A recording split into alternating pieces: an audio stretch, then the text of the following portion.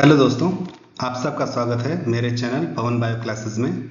और इस वीडियो में हम लोग डिस्कस करने वाले हैं कुछ मेन गवर्नमेंट एग्ज़ाम्स, ऐसे एग्ज़ाम जो कि स्पेसिफिकली टेलर्ड हैं लाइफ साइंस ग्रेजुएट्स के लिए, ऐसे स्टूडेंट्स के लिए जो कि लाइफ साइंस में ग्रेजुएशन की डिग्री ले चुके हैं या उनके फाइनल ईयर में हैं।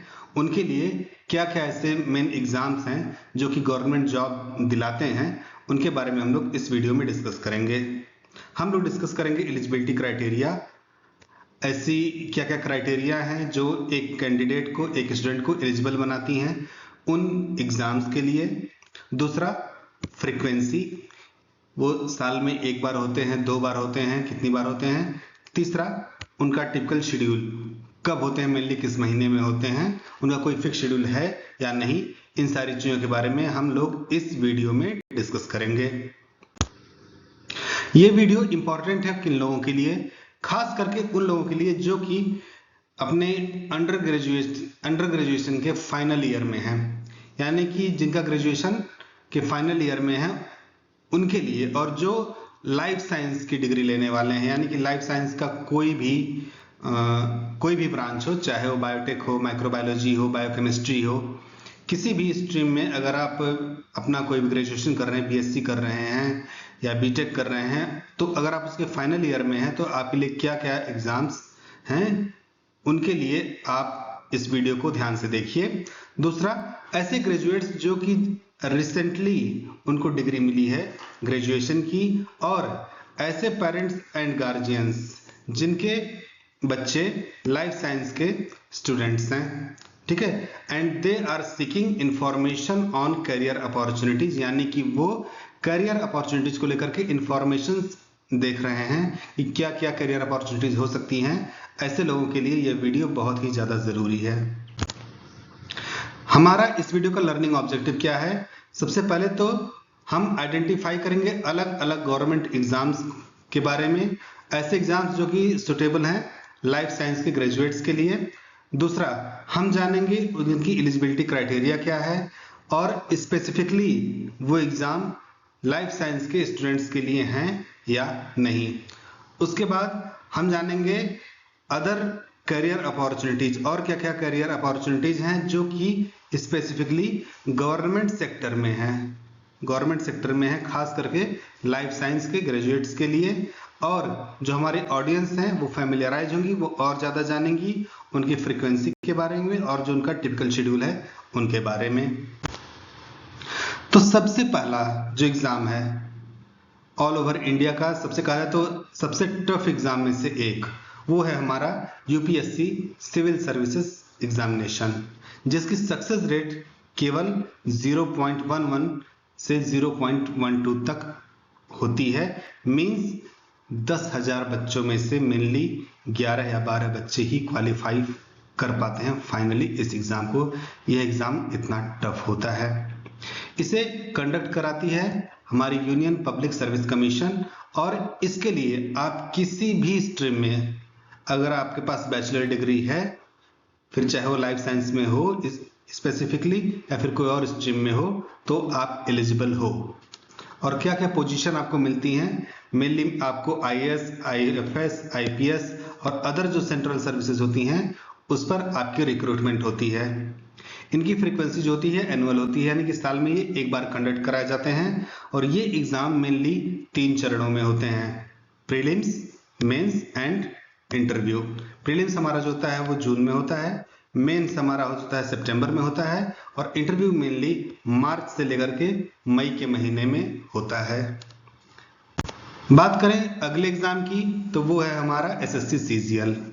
इसकी सक्सेस रेट यूपीएससी से अधिक है, यानी कि 1 to 2%, 100 में से 1 या 2 लोग इस एग्जाम को सक्सेसफुली क्वालिफाई कर पाते हैं। इसे कंडक्ट कराता है हमारा स्टाफ सिलेक्शन कमीशन, और इसके लिए आप एलिजिबल हैं अगर आपके पास बैचलर डिग्री है किसी भी डिसिप्लिन में, including all life science subjects, life science के सारे सब्जेक्ट्स को इंक्लूड करते हुए अगर आपके पास बैचलर डिग्री है तो आप एलिजिबल हो। और इसमें जो रिक्रूटमेंट होती है वो ग्रुप बी और ग्रुप सी के पोस्ट के लिए होती है, जो कि अलग अलग गवर्नमेंट डिपार्टमेंट्स में होते हैं। ओके, इनकी फ्रीक्वेंसी जो होती है वो एनुअल होती है। इस साल में एक बार ये एग्जाम कंडक्ट कराए जाते हैं। ठीक है, ये एग्जाम मेनली 4 टीयर्स में होता है। टीयर 1 जो होता है वो हमारा फरवरी से मार्च के बीच में होता है। टीयर 2 जो हमारा आता है वो जून में होता है। और टीयर 3 एंड टीयर 4 जो होते हैं वो लेटर यानी कि उनके बाद होते हैं। जो सक्सेसफुल कैंडिडेट्स होते हैं उनको कॉल किया जाता है टीयर 3 टीयर 4 के एग्जाम्स के लिए। ओके, अगले एग्जाम की बात करें तो इंडियन फॉरेस्ट सर्विस एग्जामिनेशन। ठीक है, इसके सक्सेस रेट थोड़ी और ज्यादा होती है क्योंकि इसका जो सिलेक्शन, इसकी जो एलिजिबिलिटी क्राइटेरिया है वो थोड़ी सी रेस्ट्रिक्टेड होती है। इसका सक्सेस रेट 2 to 3% है। 100 में से 2 से 3 लोग इसे क्वालिफाई कर पाते हैं। यह भी exam union public service commission द्वारा कंडक्ट कराया जाता है। ठीक है, और इसकी एलिजिबिलिटी क्राइटेरिया क्या है कि आपके पास एक बैचलर डिग्री होनी चाहिए with at least one of these subjects. आपके पास बैचलर डिग्री तो हो लेकिन कम से कम एक सब्जेक्ट जो यहाँ मेंशन है उनमें से होना चाहिए। आपके पास एनिमल हस्बेंड्री होनी, वेटरनरी साइंस होना चाहिए, बॉटनी होनी चाहिए, केमिस्ट्री होनी चाहिए, जियोलॉजी, स्टैटिक्स एंड जूलॉजी। इनमें से कोई अगर एक सब्जेक्ट के साथ आपने ग्रेजुएशन की डिग्री ली हुई है तो आप इस एग्जाम के लिए एलिजिबल हो। और जो पोजीशन फिल किया जाता है वो हमारा फॉरेस्ट सर्विस ऑफिसर्स की पोजीशन को फिल किया जाता है और इसकी जो फ्रीक्वेंसी होती है वो एनुअल होती है। ओके, और इसके जो प्रीलिम्स होते हैं वो जून में होते हैं और मेंस जो होते हैं वो नवंबर से दिसंबर के बीच में होते हैं। अगले एग्जाम की बात करें तो अगला एग्जाम हमारा फूड सेफ्टी ऑफिसर एग्जामिनेशंस जो कि कंडक्ट कराया जाता है food safety and standards authority of India यानी कि FSSAI या स्टेट पब्लिक सर्विस कमीशन के द्वारा। इसका जो सिलेक्शन रेट होता है ये थोड़ा ज्यादा होता है 15 to 20%, क्योंकि इसकी एलिजिबिलिटी क्राइटेरिया और थोड़ी रिस्ट्रिक्टेड होती है क्योंकि इसमें जो बैचलर डिग्री होती है वो food technology, dairy technology, biotechnology, oil technology, agricultural science, veterinary science, biochemistry, microbiology या लाइफ साइंस यानी कि इन सब्जेक्ट्स में से किसी के साथ अगर आपने बैचलर डिग्री हासिल की है तभी आप इस एग्जाम के लिए एलिजिबल हो। और इसमें जो पोजीशन फिल किया जाता है वो फूड सेफ्टी ऑफिसर्स के लिए किया जाता है। इसकी फ्रीक्वेंसी जो होती है स्टेट टू स्टेट वेरी करती है, अलग अलग स्टेट में अलग अलग होती है लेकिन मेनली एनुअल होती है यानी कि साल में एक बार होती है। ओके, और इनका जो शेड्यूल होता है ये भी स्टेट के अकॉर्डिंग वेरी करता है। ठीक है, बट मेनली ये कंडक्ट कराया जाता है first quarter of the year यानी कि जनवरी से लेकर के मार्च के बीच में ये कंडक्ट कराया जाता है। बात करें अगले एग्जाम की तो अगला एग्जाम हमारा IBPS स्पेशलिस्ट ऑफिसर रिक्रूटमेंट जो कि कंडक्ट कराया जाता है institute of banking personal selection के द्वारा। और इसके लिए आप एलिजिबल हैं अगर आपके पास जो बैचलर डिग्री है वो एग्रीकल्चर में है, हॉर्टिकल्चर में है, एनिमल हस्बेंड्री में है या वेटरनरी साइंस में है, डेयरी साइंस में है, फिशरी साइंस में है या फिर बायोटेक्नोलॉजी में है। इनमें से अगर आपके पास कोई डिग्री है अपने बैचलर डिग्री में, कोई एक सब्जेक्ट है अपने बैचलर डिग्री में तो आप एलिजिबल हैं इस एग्जाम के लिए। इसमें जो पोजीशन फिल कराया जाता है वो हमारा है एग्रीकल्चर फील्ड ऑफिसर या रूरल डेवलपमेंट ऑफिसर का। ओके, इसकी जो फ्रीक्वेंसी होती है ये भी साल में केवल एक बार ही कंडक्ट कराया जाता है। ओके, और ये जनरली जो इसका प्रीलिम्स होता है वो दिसंबर में होता है और मेंस जो होता है वो जनवरी में होता है और इसकी भी सक्सेस रेट 2 to 3% है। बात करते हैं state public service commission exams यानी कि जो PSC एग्जाम्स होते हैं ये अलग अलग स्टेट्स कंडक्ट कराते हैं अपने respective state public service commission यानी कि अलग अलग स्टेट के जो पब्लिक सर्विस कमीशन होते हैं वो कंडक्ट कराते हैं। और इसका जो एलिजिबिलिटी क्राइटेरिया होता है वो स्टेट टू स्टेट और पोजीशन टू पोजीशन वेरी करता है लेकिन एटलीस्ट आपके पास एक बैचलर डिग्री तो इनकी डिमांड होती ही है। ठीक है, तो अगर आपके पास बैचलर डिग्री है फिर आप एलिजिबल हैं और अगर आपके पास एक स्पेसिफिक पोजीशन का स्पेसिफिक रिक्वायरमेंट है तो अगर आपके पास लाइफ साइंस सब्जेक्ट है तो लाइफ साइंस सब्जेक्ट की एलिजिबिलिटी जिन जिन पोजीशंस के लिए है आप उसके लिए स्पेसिफिकली एलिजिबल हैं। बात करें पोजीशंस की तो इनके जो पोजीशंस होते हैं वो स्टेट सर्विस सिविल सर्विसेज के होते हैं, जो टेक्निकल रोल्स होते हैं उनमें आपको रिक्रूट किया जाता है। जो स्टेट डिपार्टमेंट जैसे कि एग्रीकल्चरल ऑफिसर हो गया, फिशरी डेवलपमेंट ऑफिसर हो गया, या फिर फूड इंस्पेक्टर की जो पोजीशन है उसमें आपको रिक्रूट किया जाता है। इसकी जो फ्रीक्वेंसी होती है ये भी स्टेट टू स्टेट वेरी करती है, लेकिन टिपिकली ये भी एनुअल ही होते हैं, यानी कि साल में ये भी जनरली एक बार ही कंडक्ट कराए जाते हैं। तो हर स्टेट का अपना अलग अलग शेड्यूल होता है, जो कि साल भर कहीं ना कहीं कोई स्टेट अपना कंडक्ट कराता रहता है। सो इसका जो शेड्यूल है वो वेरी बाय स्टेट, स्टेट के अकॉर्डिंग ये वेरी करता है और often spread across the year, साल भर इनके एग्जाम्स चलते रहते हैं। इसकी जो सक्सेस रेट है वो 4 to 5% है। ओके, यानी कि 100 में से 4 से 5 लोग इसे क्वालिफाई कर पाते हैं।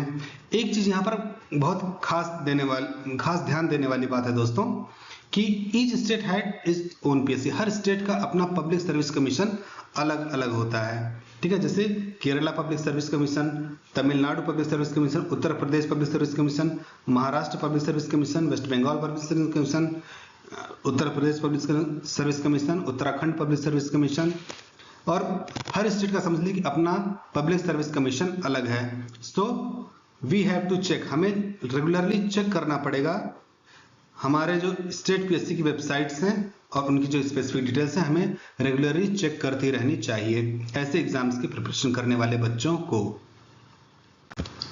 अगले एग्जाम की बात करें तो हमारा अगला एग्जाम है DRDO CEP TAM, यानी कि centre for personal talent management recruitment का।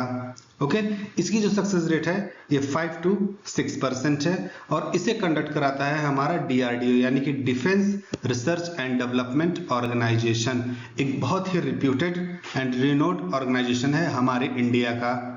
ठीक है, और इसके लिए अगर आपके पास बैचलर डिग्री है लाइफ साइंस या उससे रिलेटेड सब्जेक्ट्स में, यानी कि अगर आपके पास बॉटनी, जूलॉजी, माइक्रोबायोलॉजी, बायोटेक्नोलॉजी, इन सब सब्जेक्ट्स में अगर आपने ग्रेजुएशन की डिग्री ली हुई है तो आप इस एग्जाम के लिए एलिजिबल हो।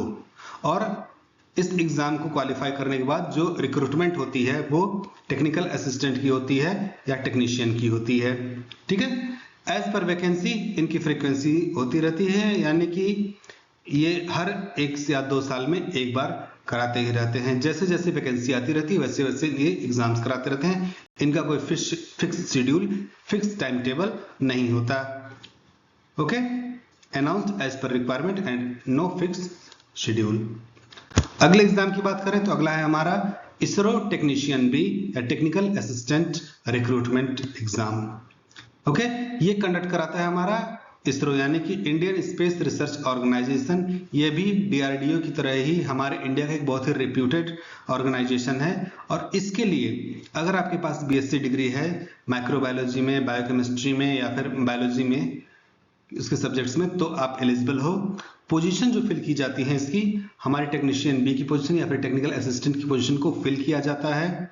इसकी भी फ्रीक्वेंसी जो होती है कोई फिक्स नहीं है, एज पर वैकेंसी इसकी एग्जाम की नोटिफिकेशन आती रहती हैं। जनरली साल में एक बार इसकी नोटिफिकेशन आती रहती है। ओके, और ऐसा होने की वजह से जो शेड्यूल है इसका वेरी करता है। ओके, और जो second half of the year, यानी कि हमारा कहा जाए कि जुलाई से लेकर के दिसंबर तक के बीच का जो टाइम है उस बीच में ये एग्जाम्स कंडक्ट कराए जाते हैं।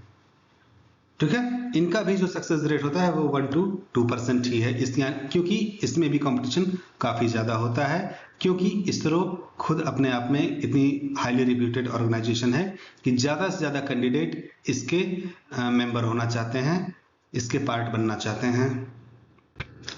बात करें अगले एग्जाम की तो अगला एग्जाम हमारा है national health mission NHM recruitment का। ये कंडक्ट कराता है हमारा जो स्टेट का हेल्थ डिपार्टमेंट है NHM के अंडर, वो हमारा ये कंडक्ट कराता है। और इसके लिए आपके पास जो बैचलर डिग्री होनी चाहिए वो लाइफ साइंस की होनी चाहिए, माइक्रोबायोलॉजी की होनी चाहिए, बायोकेमिस्ट्री की होनी चाहिए या बायोटेक्नोलॉजी की होनी चाहिए। ओके, और जो पोजीशन फिल की जाती है वो लैब टेक्नीशियन की होती है, हेल्थ वर्कर की होती है या फिर कम्युनिटी हेल्थ ऑफिसर की होती है।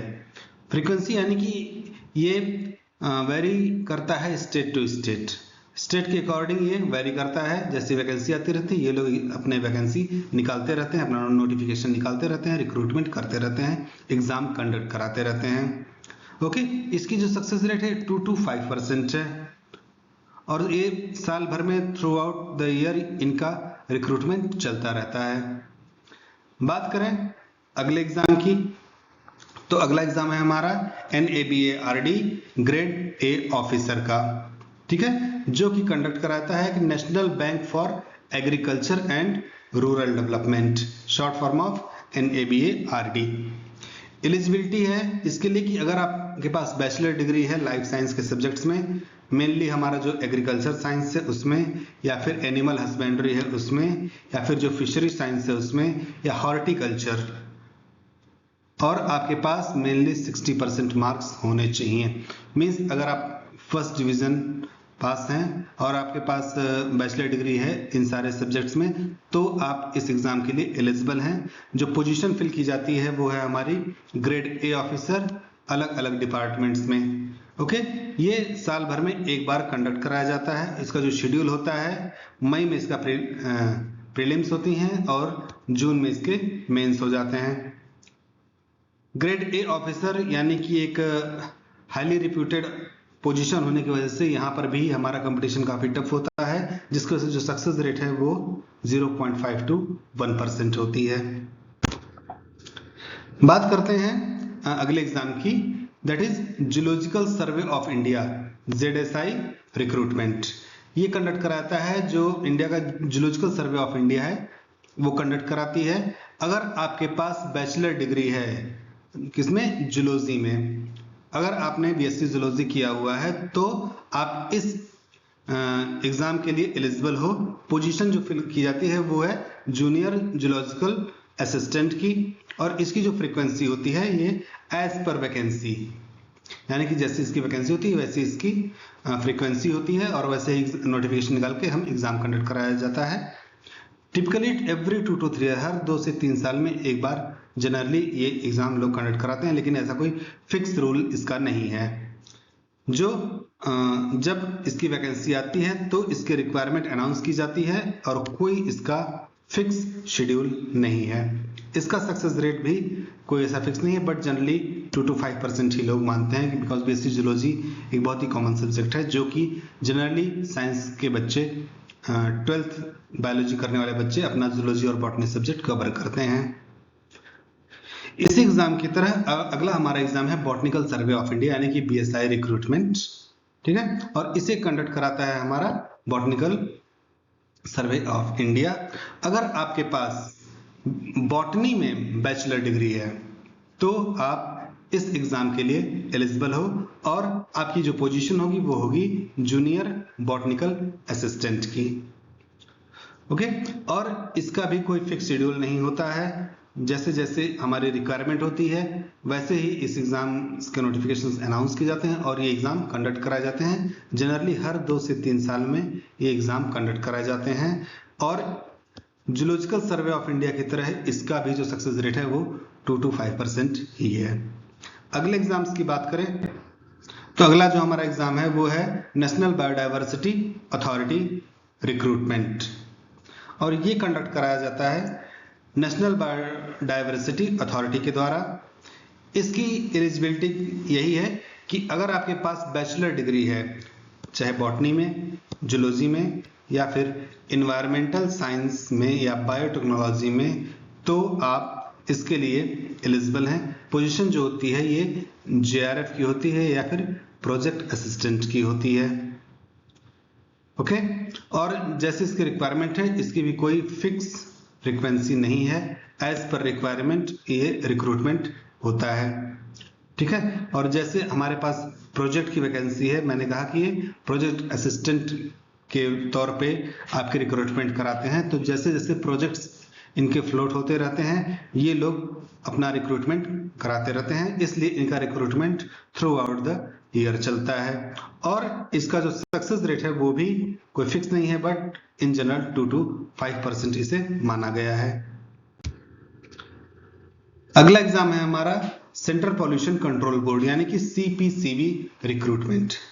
CPCB रिक्रूटमेंट जो कंडक्ट कराया जाता है वो सेंट्रल पॉल्यूशन कंट्रोल बोर्ड के द्वारा कंडक्ट कराया जाता है। इसकी एलिजिबिलिटी है कि अगर आपके पास बैचलर डिग्री है मेनली इन्वायरमेंटल साइंस में, मैं इस चीज को हाईलाइट करना चाहता हूं दोस्तों कि मेनली इन्वायरमेंटल साइंस में अगर आपके पास डिग्री है, माइक्रोबायोलॉजी और बायोटेक्नोलॉजी एडेड सब्जेक्ट्स हैं, तो आप इस रिक्रूटमेंट के लिए एलिजिबल हैं। आपकी जो पोजीशन होती है वो फील्ड अटेंडेंट या फिर जूनियर साइंटिफिक असिस्टेंट की होती है। एज पर वैकेंसी इसका भी कोई फिक्स शेड्यूल नहीं है और ये हर 2 से 3 साल में फ्लोट किया जाता है, कोई इसका फिक्स शेड्यूल नहीं है और इसका भी सक्सेस रेट 2 to 5% ही है। अगले एग्जाम की बात करें तो हमारा अगला एग्जाम है वो एक और रिप्यूटेड ऑर्गेनाइजेशन का है, भाभा एटॉमिक रिसर्च सेंटर, ठीक है, बार्क साइंटिफिक असिस्टेंट रिक्रूटमेंट। ये जो एग्जाम है ये कंडक्ट कराया जाता है बार्क यानी कि भाभा एटॉमिक रिसर्च सेंटर के द्वारा। इसके लिए आप एलिजिबल हो अगर आपने बीएससी की डिग्री ली हुई है बायोलॉजी में, माइक्रोबायोलॉजी में, बायोकेमिस्ट्री में या बायोटेक्नोलॉजी में।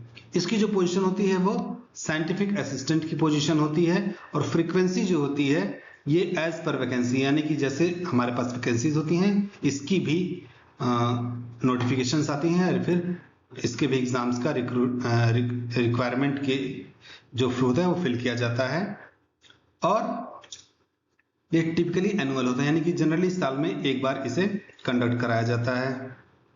ओके, और ये generally first quarter of the year यानी कि जनवरी से लेकर के अप्रैल तक के बीच में ये एग्जाम कंडक्ट कराया जाता है और जो इसका सक्सेस रेट है वो 1 to 2% है। अगले एग्जाम की बात करें तो अगला एग्जाम है हमारा फोरेंसिक साइंस लैबोरेटरी यानी कि FSL रिक्रूटमेंट। ये स्टेट के फोरेंसिक साइंस लैबोरेटरीज द्वारा कंडक्ट कराया जाता है। इसके लिए अगर आपके पास बीएससी डिग्री है फोरेंसिक साइंस में, मेनली फोरेंसिक साइंस में, माइक्रोबायोलॉजी में, बायोटेक्नोलॉजी में एंड बायोकेमिस्ट्री में एज एडेड सब्जेक्ट्स, तो आप एलिजिबल हो, ठीक है। और जो आपकी पोजीशन फिल कराई जाएगी वो होता है जूनियर साइंटिफिक असिस्टेंट का या फिर लेबोरेटरी टेक्नीशियन का। इसकी जो फ्रीक्वेंसी होती है वो स्टेट के अकॉर्डिंग वेरी करती है और जनरली एनुअल यानी कि साल में एक बार ये एग्जाम कंडक्ट कराया जाता है।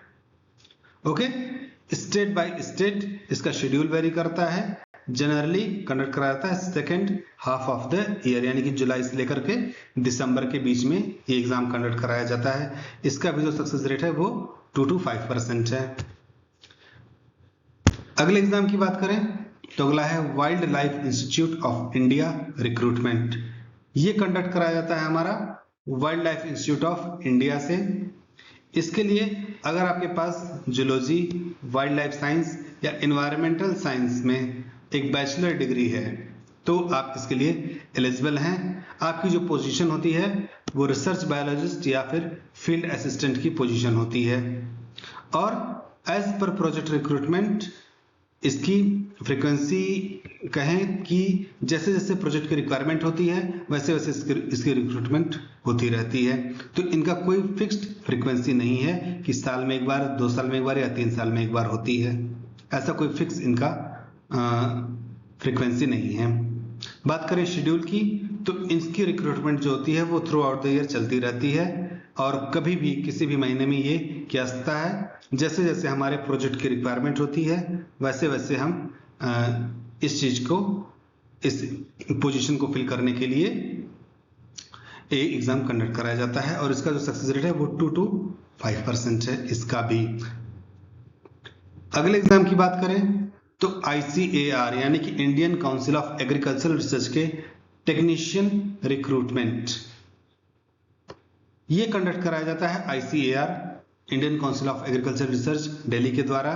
इसमें अगर आपके पास बैचलर डिग्री है एग्रीकल्चर में मेनली या फिर प्लांट साइंस के जो एलाइड सब्जेक्ट्स हैं एग्रीकल्चर, हॉर्टिकल्चर या एनिमल साइंस या फिर फिशरी साइंस में, तो आप एलिजिबल हो इस रिक्रूटमेंट के लिए और आपकी जो पोजीशन होती है वो टेक्नीशियन की या फिर फील्ड असिस्टेंट की पोजीशन होती है। ओके, और एज पर वैकेंसी आप इसकी फ्रीक्वेंसी होती है टिपिकली एवरी 1 to 2 ईयर्स, हर 1 या 2 साल में ये एग्जाम कंडक्ट कराया जाता है। ओके, इसका भी कोई फिक्स शेड्यूल नहीं है, जैसे जैसे रिक्वायरमेंट होती है वैसे वैसे यहाँ पर रिक्रूटमेंट को अनाउंस किया जाता है। इसका भी सक्सेस रेट 1 to 2% है इन जनरल। अगले एग्जाम की बात करें तो national centre for disease control recruitment, ये एग्जाम कंडक्ट कराया जाता है national centre for disease control के द्वारा। इसकी जो एलिजिबिलिटी है वो है कि अगर आपके पास माइक्रोबायोलॉजी, बायोटेक्नोलॉजी या फिर लाइफ साइंस के सब्जेक्ट्स में आपने बैचलर डिग्री हासिल की हुई है तो स्पेसिफिकली आप इस एग्जाम के लिए एलिजिबल हो। आपकी जो पोजीशन होती है वो रिसर्च असिस्टेंट या फिर लेबोरेटरी टेक्नीशियन की पोजीशन होती है जो कि फिल कराई जाती है, और एज पर वैकेंसी इसकी फ्रीक्वेंसी होती है। जैसे जैसे हमारी वैकेंसी आती रहती हैं हम ये रिक्रूटमेंट कराते रहते हैं। टिपिकली एनुअल होता है, यानी कि साल में एक बार ये रिक्रूटमेंट इन जनरल होता है। ये एग्जाम कंडक्ट कराया जाता है और often conducted in the second quarter of the year, यानी कि मई से लेकर के अगले महीने तक के बीच में ये कराया जाता है, अगले महीनों में कराया जाता है। एंड सक्सेस रेट इसका इन जनरल 2 to 5% होता है। बात करते हैं हमारे लास्ट एग्जाम की, जो कि लाइफ साइंस के स्टूडेंट्स के लिए इंपॉर्टेंट है, वो है fishery survey of India FSI recruitment. ये एग्जाम कंडक्ट कराया जाता है फिशरी सर्वे ऑफ इंडिया के द्वारा। अगर आपके पास फिशरी साइंसेज में, मैराइन बायोलॉजी में या फिर एक्वेटिक बायोलॉजी में बैचलर डिग्री है तो आप इस एग्जाम के लिए एलिजिबल हो। आपकी जो पोजीशन होती है वो भी फील्ड असिस्टेंट की होती है या फिर फिशरीज रिसर्च इन्वेस्टिगेटर्स की ये पोजीशन होती है। फ्रीक्वेंसी जो है हर 2 से 3 साल में इस एग्जाम को कराया जाता है। जैसे जैसे वैकेंसी आती रहती है इस एग्जाम का नोटिफिकेशन भी निकलता रहता है और एज पर रिक्वायरमेंट इस एग्जाम को अनाउंस किया जाता है, इसलिए इसका भी कोई फिक्स शेड्यूल नहीं है। सक्सेस रेट इस एग्जाम का भी 2 to 5% है। ओके, ये थे हमारे वो मेन एग्जाम्स जो मैं आप लोगों के सामने लाना चाहता था, जिनके बारे में आप सबको बताना चाहता था कि कई बार स्टूडेंट्स को ऐसे एग्जाम्स की जानकारी नहीं होती और वो इन एग्जाम्स पर ध्यान नहीं देते हैं। ठीक है, आप लोगों को इन एग्जाम्स के बारे में जानना चाहिए और जो वेबसाइट्स हैं उनको रेगुलरली चेक करना चाहिए। तो एज अ कंक्लूजन हम कह सकते हैं कि जो हमारे लाइफ साइंस ग्रेजुएट्स हैं उनके लिए गवर्नमेंट सेक्टर में बहुत ज़्यादा और कई तरह की अपॉर्चुनिटीज अवेलेबल होती हैं। ओके, कुछ एग्जाम्स हैं जिनका फिक्स एनुअल शेड्यूल होता है, जैसे कि यूपीएससी का एग्जाम, और कुछ एग्जाम ऐसे हैं जो कि एज पर वैकेंसी आते रहते हैं। सो इट इज क्रूशियली बहुत ज़रूरी है कि हम ऑफिशियल वेबसाइट्स जो हैं उनको रेगुलरली चेक करते रहें। इन ऑर्गेनाइजेशंस की जो ऑफिशियल वेबसाइट्स हैं उनको हम रेगुलरली चेक करते रहें। उसके अलावा अपना प्रिपरेशन जो है वो आप ज़रूर प्लान करिए, ये ध्यान में रखते हुए कि जिस एग्ज़ाम की आप प्रिपरेशन कर रहे हैं उसकी फ्रीक्वेंसी क्या है और उसका इन जनरल शेड्यूल क्या है। कई बार स्टूडेंट्स इस पर ध्यान नहीं देते और उनका प्रिपरेशन अधूरा रह जाता है और उनका सिलेक्शन नहीं होता है स्टूडेंट्स, तो ऐसी गलती आप ना करें। इसके अलावा आप अपना अलर्ट्स और नोटिफिकेशंस, ठीक है, इसको सेटअप करके रखिए जिस एग्जाम के लिए आप प्रिपेयर कर रहे हैं, ताकि जो एग्जाम की डेडलाइंस हैं उसके बारे में आप इंफॉर्म रहें, एग्जाम का जो शेड्यूल है उसके बारे में भी आप जानते रहें। ओके, तो दोस्तों इस वीडियो में बस इतना ही, मिलते हैं अगली वीडियो में। और अगर आपको और डिटेल में कुछ जाननी है बायोलॉजिकल एग्जाम या से रिलेटेड, या फिर बायोलॉजी में क्या करियर ऑप्शंस हैं, या फिर इस तरह की और कोई भी जानकारी चाहिए, तो आप मेरी वेबसाइट pawanbioclasses.com पर ज़रूर आइए। थैंक्स फॉर वॉचिंग, मिलते हैं अगले वीडियो में। Thank you.